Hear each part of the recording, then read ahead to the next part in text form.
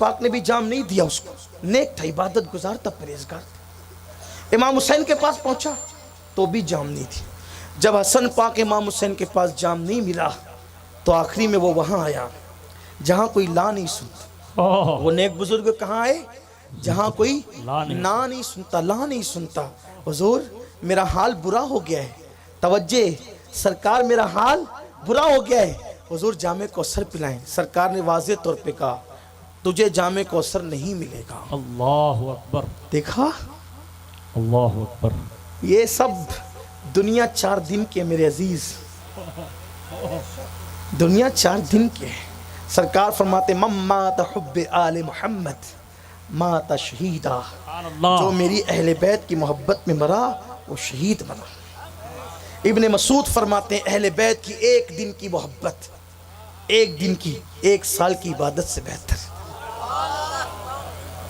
लेकिन इसका खास ख्याल रखना, बार बार कहता हूँ, दिल की गहराइयों से, दिल के दर्द के तौर पे कहता हूँ, अहले बैत की मोहब्बत के नाम पर कभी किसी सहाबी की बेअदबी मत कर देना। सहाबा की अजमत के नाम पे अहले बैत से बुग़्ज़ मत ले लेना मोल, वरना जहन्नम के ईंधन बन जाओगे। सरकार ने कहा उस नेक बंदे से बुजुर्ग के तुम्हें जामे कौसर नहीं मिलेगा। उन्होंने अर्ज़ की क्यों या रसूल अल्लाह? सरकार फरमाते हैं तेरे मोहल्ले में मेरे अली का एक गुस्ताख रहता है, तो उसको मना क्यों नहीं करता? वो गुस्ताखी नहीं करता था, वो तो बंदा नेक था। कौन? गुस्ताख, उसको तू मना क्यों मना नहीं करता? इसलिए तुझे जामे कौसर नहीं मिले। अर्ज़ की या रसूल अल्लाह अब मैं क्या करूं? सरकार ने फरमाया ये छुरा ले। ये इमाम मुस्तगफरी लिख रहे हैं, छुरा ले और जाके उसको कत्ल कर दे। अल्लाह रहमतुल लिल आलमीन। अली का गुस्ताख, अली के गुस्ताख जा उसका किस्सा तमाम कर दे। वो बुजुर्ग कहते मैंने छुरा लिया और ख्वाबी में पहुंचा उसके पास और उसकी गर्दन उड़ा दी।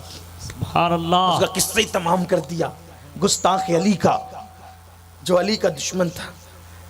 यहाँ तक भी रिवायतों में है कि जो मौला अली से दुश्मनी रखते हैं उनके चेहरे काले पड़ जाते हैं। वाह वाह वाह वाह वाह वाह वाह। जीते जी नहीं तो दुनिया में तो पड़ ही जाते हैं। हाँ, जीते जी नहीं तो मरने के बाद दुनिया में लोग जनाजे में देख लेते हैं। वाह वाह वाह। हाँ, और जो सिद्दीक़ व फारूक के लिए दावतें रखते हैं ना, जनाजे छुपाने पड़ते हैं जी, जनाजे छुपाने पड़ते हैं। वाह वाह वाह वाह वाह। मौत के बाद की फिक्र करो। वाह वाह वाह।